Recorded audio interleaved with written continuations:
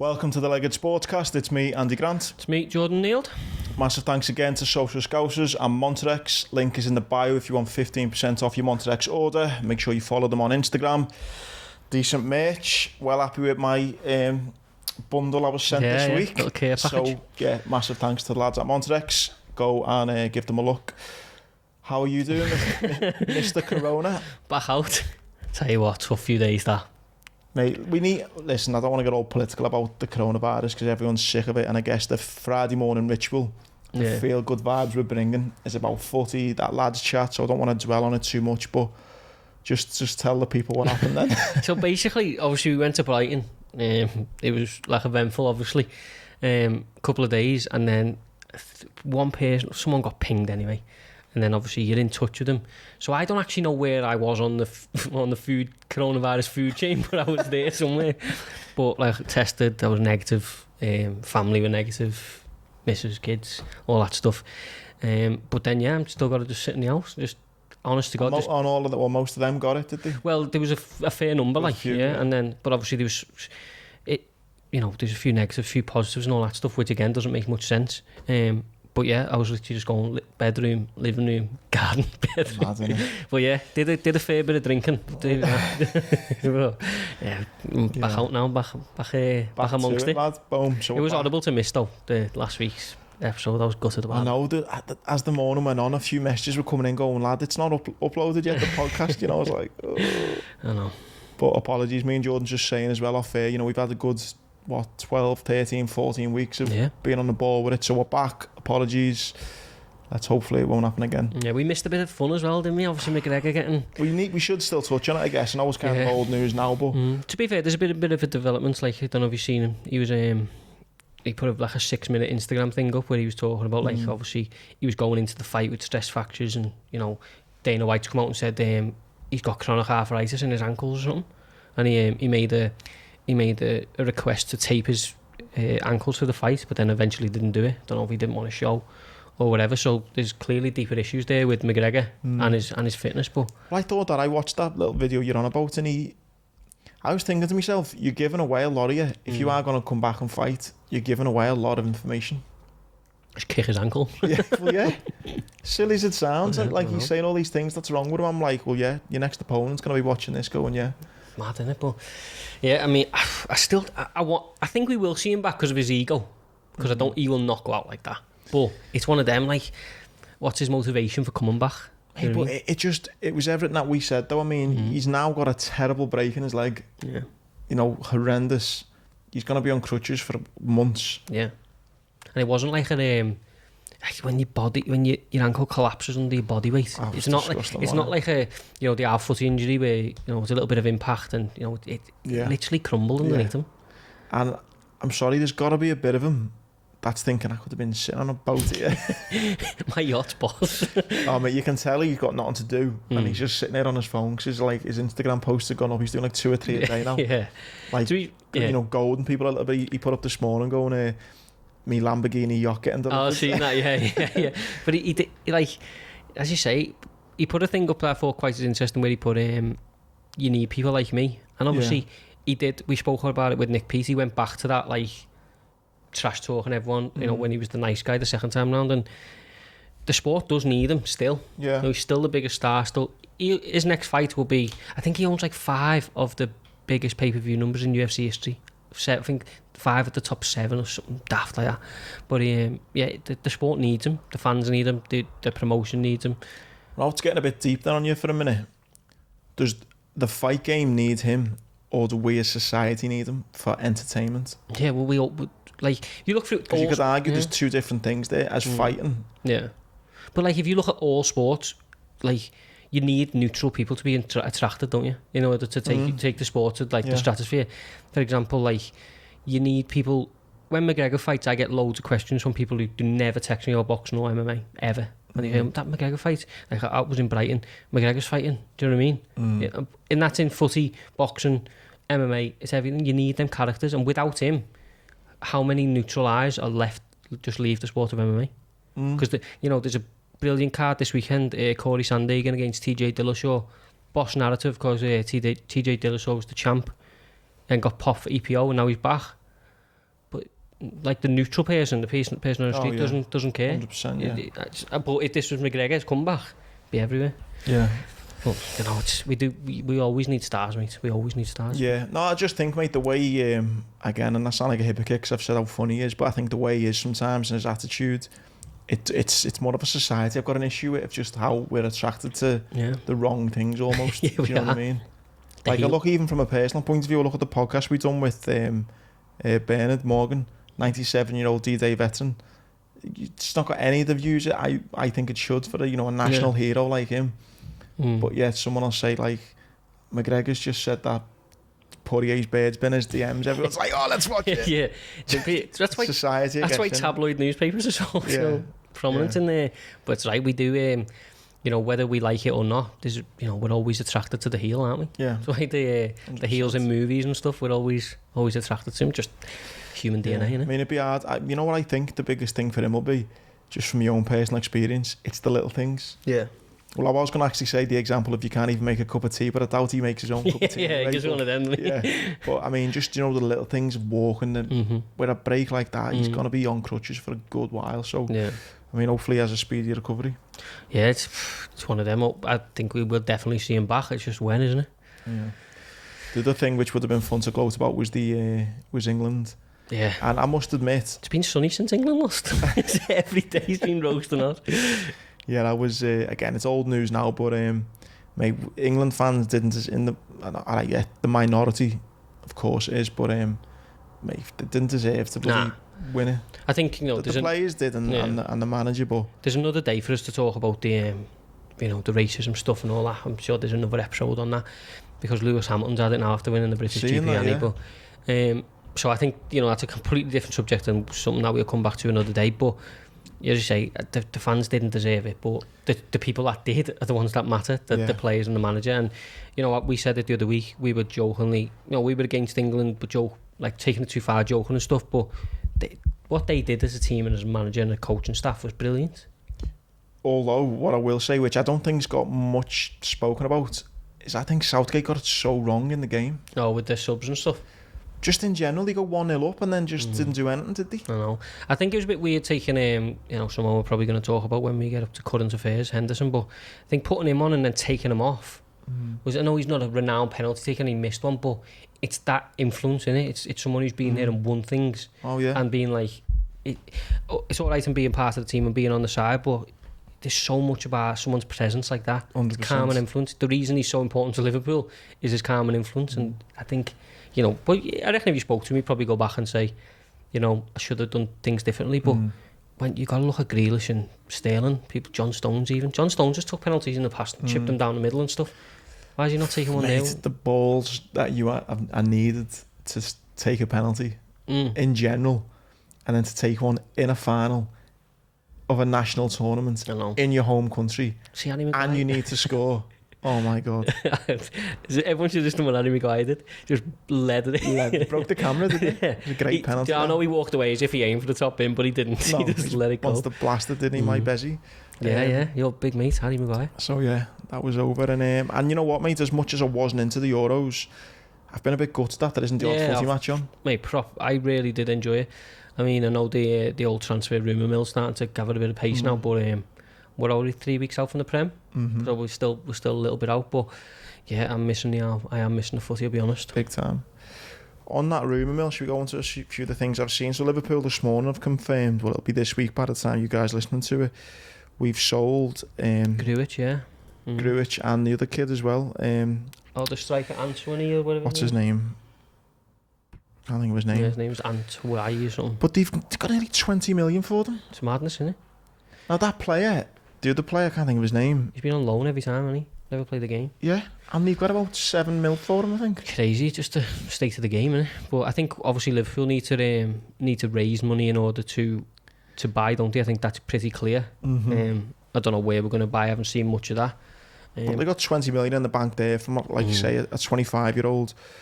I think we'll get rid of like Harry Wilson, people like that. Maybe raise him. Yeah, I really rate Harry Wilson. I do. But it's one of them. It's just he just doesn't fit in the team, does he? And he's technically brilliant, but you know what? Though the thing with me, right? That's why I'm not a manager, of course. But you talk about players fitting.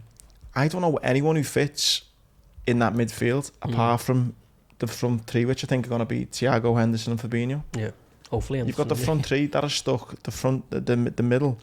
You talk about players fitting in. I don't know any other player who kind of fits in, whether it's Chamberlain, Keita, Harry Wilson, or we buy someone. It's a challenge, isn't it? But I guess, we've said this many times, Liverpool's 11's okay. We've got to start building competition, but as you say, who'd you buy? Who goes and just walks straight in? But I think there's a couple of clubs doing, obviously a bit of decent business. Everton, they're quite loud on who they're going to go for. Fans don't seem happy though. Do you know what though? Controversially, Andros Townsend, not the greatest player in the world, but if you get rid of Bernard, who's on something mad like 150 grand a week, and you bring him in, he's going to be on big wages, but I'd say you're on free though, isn't he? You're going to reduce his wages by at least 20-30%. And then, but the one thing you're going to get with people like Townsend is they're going to graft. I know they've got that kid from Burnley, Dwight McNeil, who I actually rate. Yeah. He's a good player. And then the other guy, Damari Gray, who's got a bit to prove, but always had good talent. At Leicester, went to Leverkusen, just didn't settle and looking to come home. Always had talent, but if I was an Everton fan with everything going on, I just want players who, at the end of the game or whatever, you're gonna know he put it in there. Do you know what I mean? Not this expectancy of getting these great players, but then being like, well, he doesn't fit Everton, he doesn't do anything. But I think Rafa Benitez might be onto a bit of a winner by, it looks like he's aiming for players who've got a bit to prove for one, and two are gonna play for the share basically. I think you can't angle anything at Andros Townsend. He scores a couple of great goals a year or whatever. Good player, but he grafts, doesn't he? And I think though it's already what Rafa's maybe, if he is listening to any of these memes already, is that just how tough of a task he's got, because if just one sign who the fans don't like the sound of, it's fucking what's Rafa playing at? With the thing though, I think Carragher and Gerrard both said it, he's cold, isn't he? Yeah. And he's going to need to be. Yeah. But I think it could be one of them where I honestly believe, I don't think he's going to go on and be a massive success at Everton, but I think he's going to overachieve in terms of fans' expectations. And I know, again, I might be out of turn for saying this, but steady the ship, whether Everton fans feel like it needs steadying or not. I think that he could do a great job at doing that. Whether they're thinking above that and thinking we need to be pushing, I think they're still in a state of needing to steady things, because they finished 10th last season. I think, to be fair, I've got a couple of Everton fan mates, and I've seen a bit on Twitter and that, where they're saying, what do we want? Look at where we finished the last couple we're not in the Champions League yet. We want to be, yes, and we got, they've got the money and the stuff behind them, but they're not there yet. And I think you've got to get realistic with that. We probably, when we were under Hodgson and stuff like that, we probably guilty of that as well. We're we're Liverpool, we should be challenging for the league. No, we're not. Yeah. We are where we are. 100%. And I think that's what Everton fans may be struggling a little bit, especially the new guard. Yeah. But, I think the stuff coming out of Everton, in my opinion, is fairly positive. And, if Rafa overachieved this year, I don't think I'd be surprised. The one thing that's not positive, and I'm very, very careful on what to say about this in case I get my ass sued or something, but it's coming out that they've suspended someone pending police investigation over child something, I don't know. I mean, what can you do? I'm not even saying anything about that. What can you do until we until that's just another problem for Rafa there, that he just something over his head that he doesn't need. Did not need. I don't know, it comes out and the thing saying we've arrested someone, we did this, we did that. Could be anything on anyone, and everyone's throwing names around, and it's this person. It's so dangerous. Yeah. Because allegations like that stick, whether you get, whether it was true or it wasn't. It doesn't just go away. And it's a horrible nonsense, just a horrible tag to. Exactly, and it doesn't just go away. But we talked at the start about tabloids. That's how they make the money, innit? It's sad. So another problem for Rafa there, but yeah, I agree with you, mate. Totally positive, I'd say. Yeah, if I was an Everton fan, I wouldn't be, shouting from the hills, but I'd be fairly, quietly happy. And then we've got our own issues. I was going to say, you were the one who put me onto it. You said Henderson, and I was like, what? Straight away Twitter, just what's happening? I'm not as pissed off as maybe I was when you first sent me the message, because I'd read a few more things, and I think so Henderson's got 2 years left to run on his contract, so 2 full seasons, if you like, and then but obviously he'll be able to walk after. Be able to talk to people after a year so at the end of this season, he'll be able to talk to people. I think Liverpool are worried that, the rhetoric was on Twitter, if you like, was they don't want to risk losing them on a free like they did with like they did with Genie, so it was either sign a contract or you're going to get sold this summer. If you try and look at it in another way and be a bit more, you know, try and see it from everyone's point of view, I don't think he's going to want to leave. No. I'd like to think he's not the same as maybe, he's got a bit more loyalty than maybe Genie has. Yeah. And the club, as much as there is a business, like it's my club if you like, and it's our club, they are businessmen and they are probably thinking, why do we need to offer him another contract now on the back of a pandemic where they've lost a load of money? Yeah. What's the rush? It's like it's not the perfect storm. It's like, but it sort of is. So his age 31, they're probably thinking that doesn't quite fit our remit. His injury sort of list that he's got doesn't speak well. He misses 2 or 3 months on average per season. So again, he doesn't fit into what they want to do. But then the other side of the coin is every single Liverpool fan says, you know, he's more important than your criteria. You know, sign him up. But as we said, when this European Super League stuff started and all this, these people don't make decisions on your emotions, on Liverpool fans' emotions and how much they love watching him pick the Premier League up and all that, and how good he is for the club and, you know, an ambassador and all that stuff. They don't think like that. They think he's a commodity. When can we get the most money for him? And it's now. Yeah. It's like me and you working in sales and they go, right, Jordan's going to be leaving. I'm like, what? Yeah. You got fucking salesman of the year last year. You can't let him go. Exactly that. They're like, I'm not asked. Yeah, it doesn't matter. But if the way them owners are thinking is, look, if they sell Henderson this summer, they'll still get a substantial amount of money. If they let it roll next year, clubs will be like, why are we going to sign him now? We'll just wait, sign him on a free. At the end of the day, whether people... It could be Hendo's agents, just, you know, playing up for more money, you whether we like it or not, though, football is a business. It's not this, like, it's only emotional for us. Yeah. You know what I mean? And unfortunately, these people are cold-hearted into the fact that they, you know, they're not going to... And it's his last big contract, isn't it? You don't know whether Hendo's has said, look, listen, you know I want to stay, but just put out a few stories as if I'm not, and get them to twist around, get me an extra. At the end of the day, like, I know he's got more money than he'll ever need, but it is his last big contract, so I'm not sure he's going to be going in there going, like, me terms now, I'll just sign him again for the next 4 years. No, I'm sure he's going to be going, like, what did you sign Thiago for last summer? How much is he on? What's he on? What's Virgil on? Do you remember that? I think it was John Terry, when he signed his contract, his agent very cleverly put in it, he's always going to be the highest paid player at the club. So every time when they sign like Drogba and he got a contract, it just goes up. It just went up. I think that's what it is, and I think it's very, very, like, it's a delicate situation, but it's sort of fans against ethics again, isn't it? It's like, you know, every fan would, you know, give anything for him to sign another contract, but these business people won't. Two blinks first, isn't it? I don't think it'll come to that, though, to be honest. No, I hope not, because I wouldn't like to see him, if he did leave, I wouldn't like to see him leave under a cloud. I'd like to see him leave, you know, if he ever Imagine if he got this cloud of leaving for money grabber or something. Yeah, but it's not, and it's not true. But yeah, it's one of them. It's a bit of a rubbish situation, really. The last player you really want under it, isn't it? Because like, yeah, but on the Liverpool and Everton football stories to stay on at the moment, Richarlison's going to the Olympics. Oh, with Brazil, yeah. Yeah, I didn't know that. Mo Salah is not, though. He's been told he's not allowed. Ban him? I think Salah. Richarlison will be going, yeah. Say ban him, it's like authoritarian, innit? So Everton forward Richarlison, Aston Villa's midfielder Douglas Luiz and Arsenal striker Gabriel Martinelli have been named in a strong Brazil squad. When does he get home then? It's like July 24th till August like 11th, innit? A couple of days before the season. Is it? Well, but yeah, Liverpool refused to release Salah to the Olympics. It's interesting one, innit? He kind of wanted to go that much.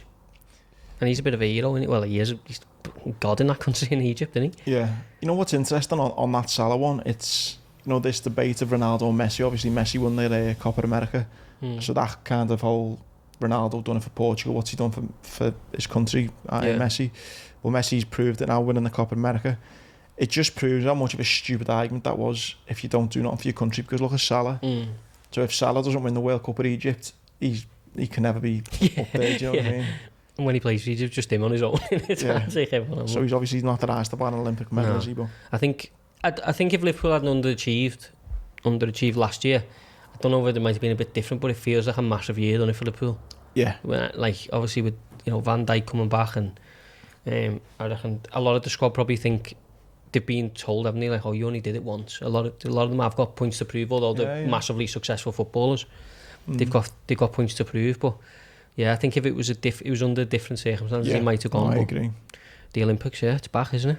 Yeah. The cursed Olympics, someone called it, because they had all crazy outbreaks and stuff already, haven't they? Like, it's madness, isn't it? I mean, this is the thing, and again, without going on about Corona, I think we've just got to learn to live with it, and I'm not, this vaccine passport thing is scaring me, because the sport thing and all, like, it's going to be chaotic, and it doesn't make any sense to me. That Olympic Village, there's just people getting in contact with this person, in contact with that. I think a couple of Team GB members were quarantining because they were on a flight with somebody, and how do you even... You can't control it, can you? It's impossible. But I've seen a great tweet, and it said, so our Prime Minister, who caught Corona and then developed the natural antibodies, has then been double vaccinated, has now came into contact with someone and has to stop work. It's nuts, isn't it? It's like, hang on, you've got the natural antibodies and the vaccination and the double vaccination, and now you're still coming off work. Ridiculous.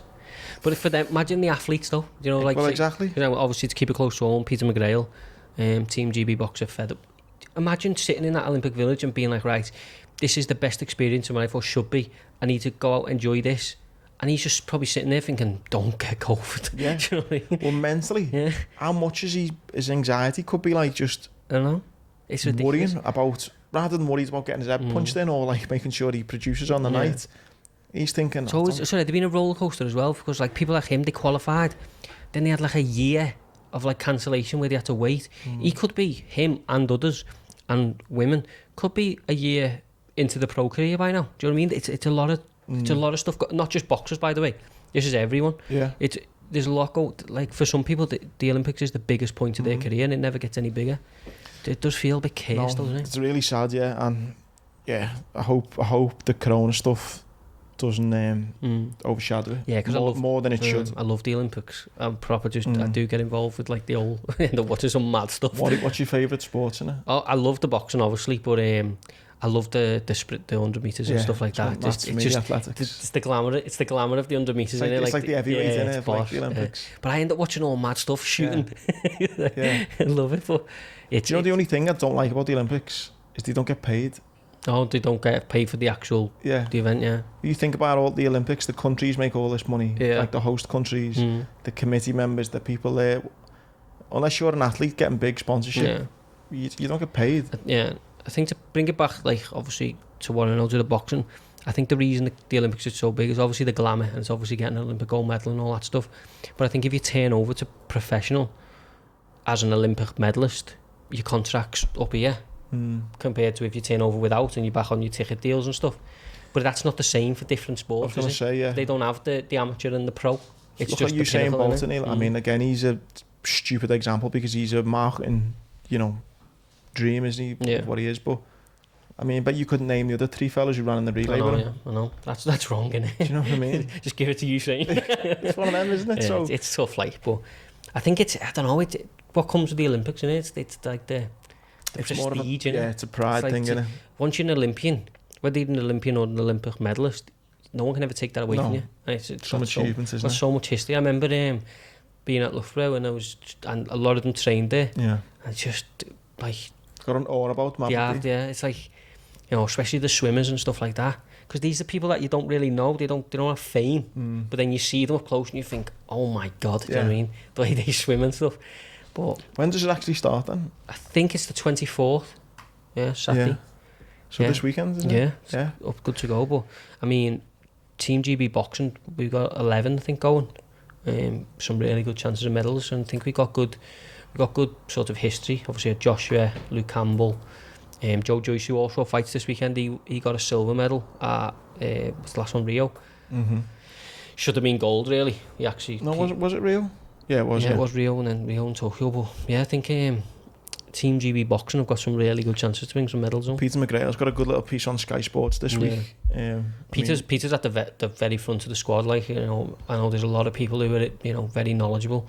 They sort of anticipate him to maybe get a medal, but I think he's in a very competitive division, featherweight. But it's one of them. He's there now, isn't he? He's earned his spot. He's won medals at all the big tournaments. It's up to him now, I guess. But be great to see a medalist come back to Liverpool. What do you think are his chances then? I think he's got a really good chance. I mean, sort of amateur boxing, I'm not as clued up as I am on professional boxing, but I have, like, you know, I know enough. There's actually a lad who listens to the podcast, Jamie Bourne. He always comments on our Sportcast stuff, and he sent me a couple of messages. But he's got his own YouTube channel called Punch Perfect Boxing, but he's got loads of stuff dedicated to amateur boxing. He's like an amateur boxing. So if anyone's actually interested, you know, go and have a look at his sort of YouTube. Yeah. He's got big breakdowns, 40 minutes, 50-minute stuff. He's the Jordan of the amateur the amateur game, yeah. But he's a good lad as well, and he's sort of making a little bit of waves in boxing and stuff. So yeah, I'd recommend checking him out. But I think Peter's got a chance because the people at the problem is the seeds don't come out till the end of this week. So like if you seeded, you obviously get a bit of a easier, you know, how easy can it be, but easier route through.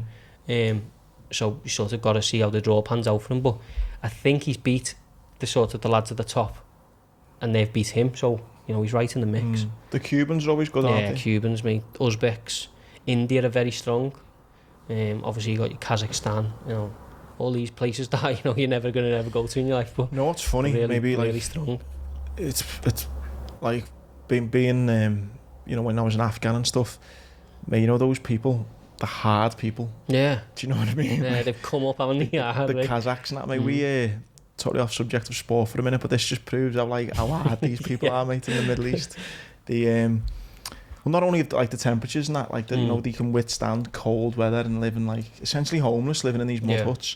And one time we were getting IDF'd, so we're getting mortared every day, 6 o'clock on the dot. We get mortared, and we're like fucking bad, but they were really good, really accurate.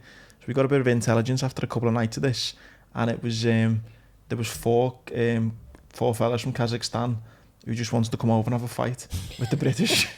Just four? Swear to God, 4 of them. And I was like, what, they're not even Taliban? They're like, nah, they just love looking fighting. For the scrap. No, it's not Chechen. Sorry, from Chechnya. It's all like that mix of just that boiling pot of just...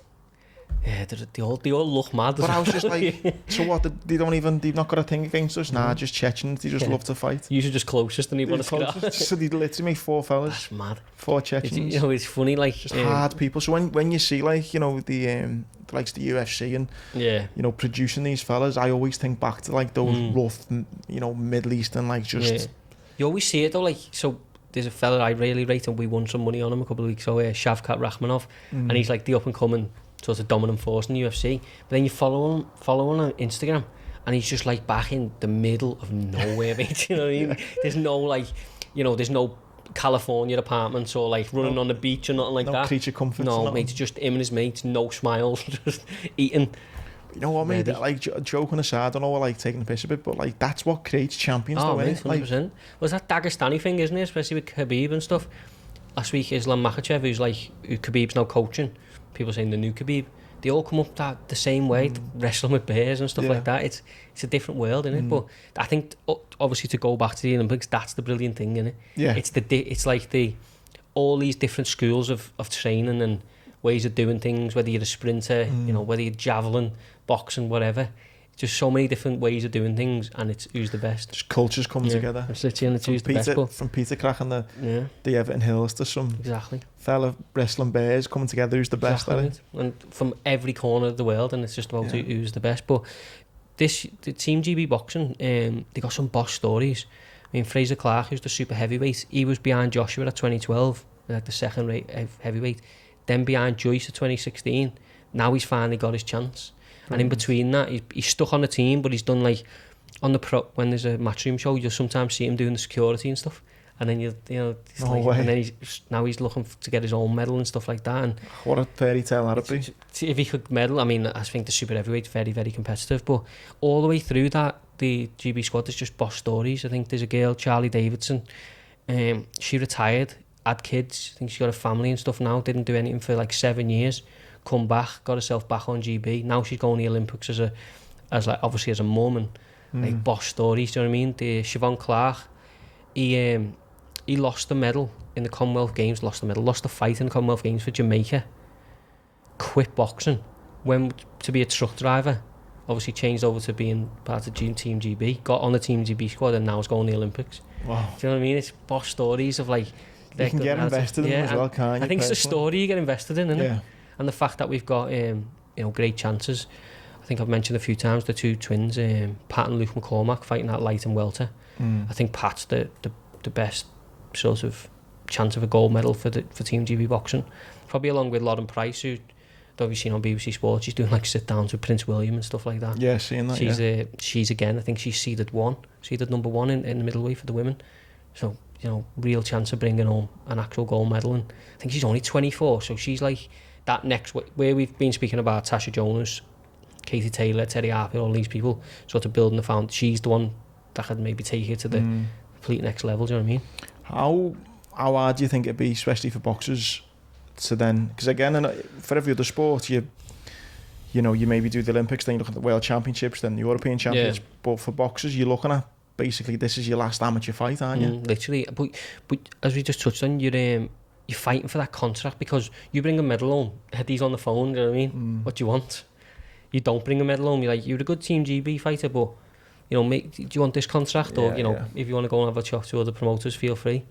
But as you come home and you've got that bargaining chip, and Eddie does your little, for Peter, little homecoming at the Echo, and you know what I mean? It's a fine margin between I hope they can do it. I know, but if you come in and you become you come in as a medalist, you get all the, you get to travel the world. I'm sure Eddie will be putting them on like Madison Square Garden and all this stuff. You go round as the medalist. Do you know what I mean? Yeah. And you've seen what he's done for Joshua, haven't you? So he's got the track record. But there's a couple of I think there's loads of sort of fighters who've got a chance of medaling, so let's just hope. Big good luck then for Peter as well. Muskie's cousin, good mate Muskie. So good luck to Peter. Obviously the home bias that we always have, but I'll be watching every fight.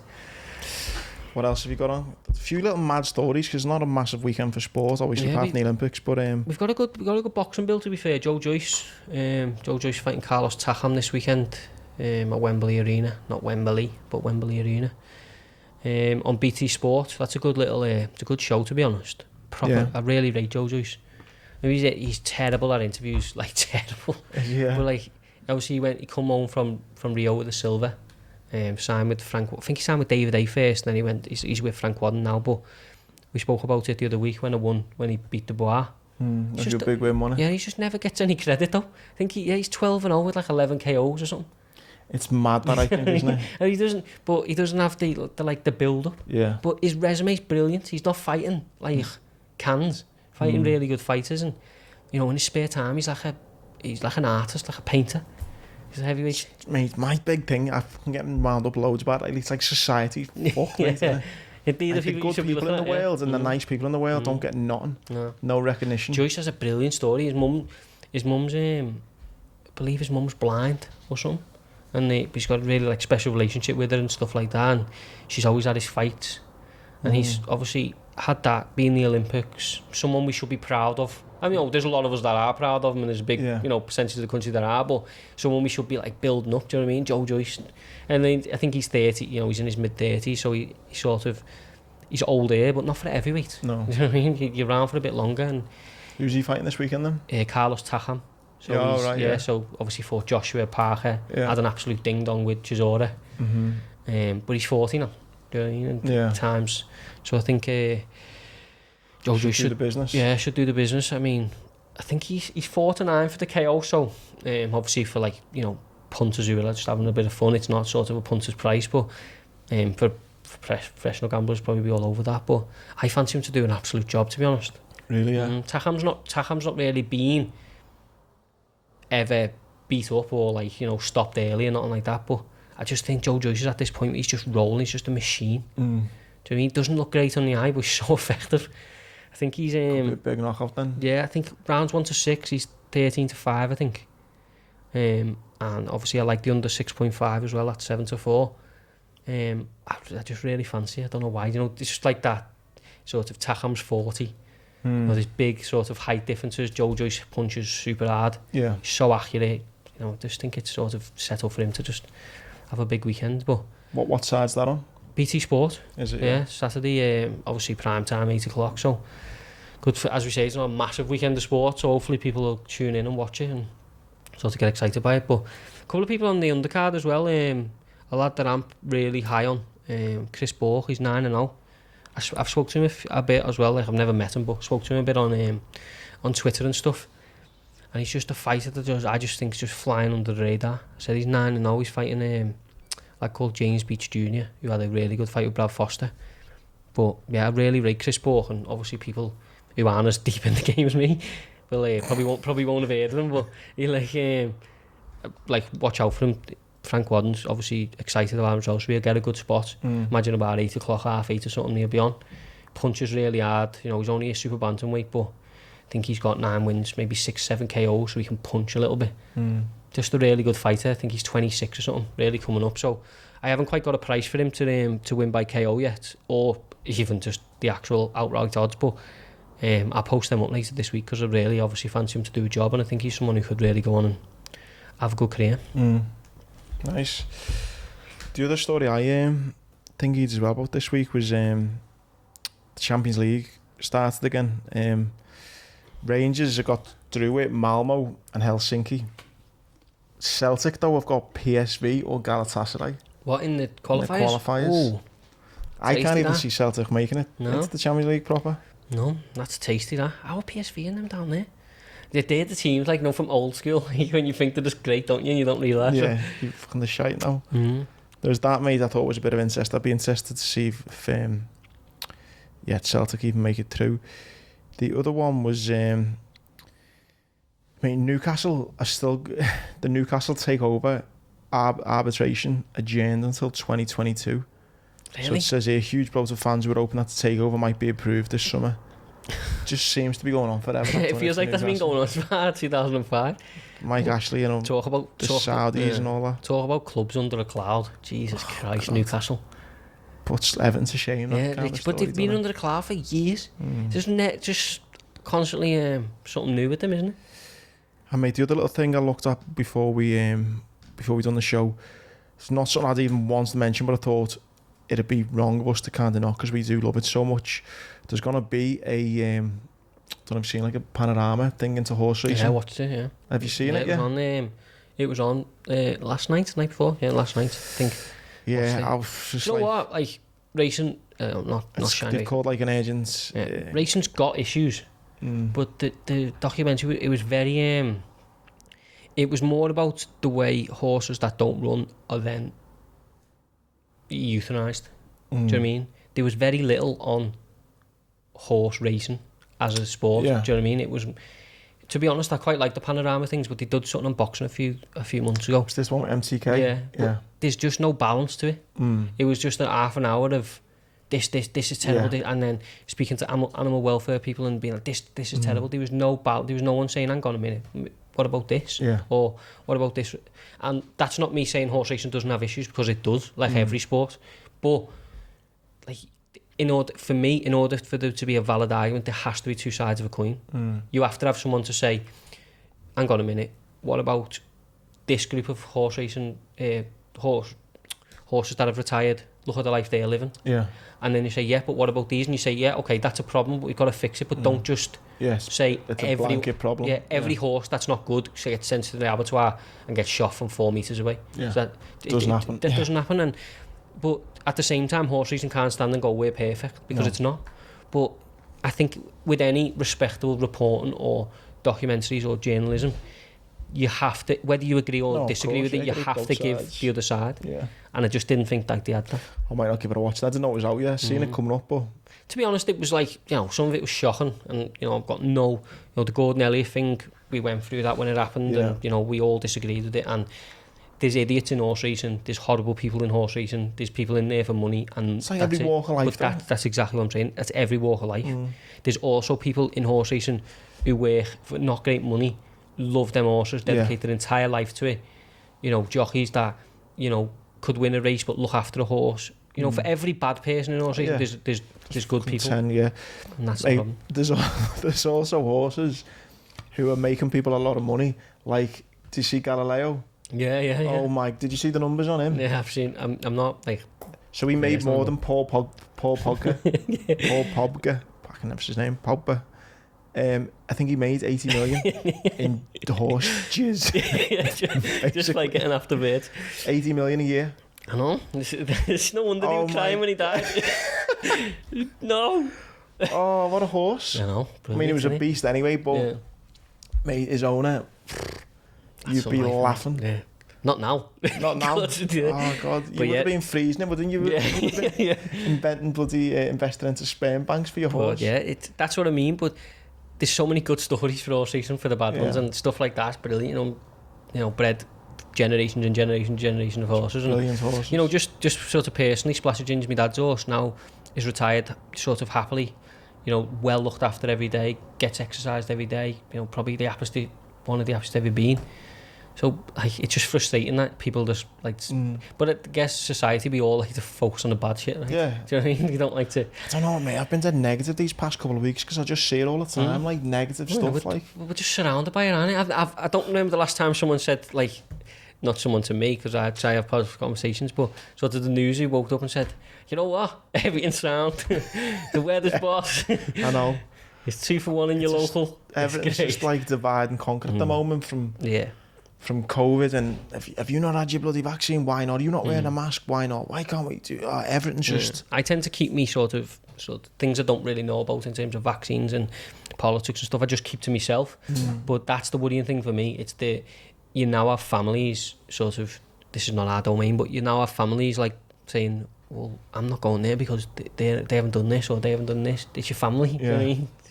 It's just scary as you times, say, the divide and conquer is the messaging. Yeah, it seems to be working at the minute, but yeah, so I'd love us all, mate, as society, to just kind of root for the underdog, or you know what I mean, a bit more, and just be happy for the fella next door. Build people up rather than pull them down. Build them up rather than... Who do you think he is, cheeky bastard? Having a go. Who's he to have a go? Yeah. You know what I mean? Be crap like me. I seen you put a great thing on, mate, about The Simpsons. Yeah. Your Instagram was cool. But that's like, we spoke about this personally and stuff, like when you start a podcast and you rubbish at it, or like, you know, when I started writing I was terrible.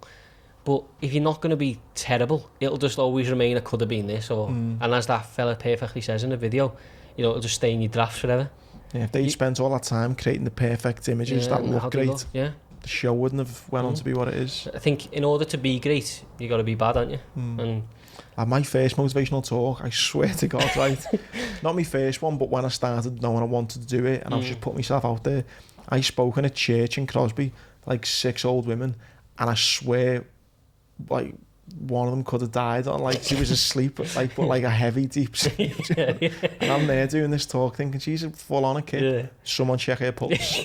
Please. Do you know what I mean? And then 5 years later I'm doing it every week. But I think it's like obviously, like as we say, to keep with the podcast and that, you have to, like, you can't be afraid to fail, can you? You can't not do something because you're like, all right, I've never done that before, because you just never. And if you stopped at the knockbacks as well, you'd stop after 2 minutes all the time. But I think that's what more people need to learn, innit? You need to.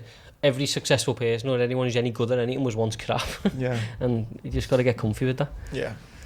But what else have you got on this weekend, or your bets, or what? Yeah, so I'm gonna throw that Joyce 1-6 up, but I think there'll be 13-5. But I think there'll be more bets later in the week. Obviously, circumstances have meant we've had to record a little bit early this week. We have, because I've looked and I don't even know what sport there is. Do better. I think we'll throw a few more up towards the end of the week. I mean, there's a decent UFC card, as I say, Corey Sandhagen, who I really rate, against TJ Dillashaw, coming back after his EPO ban.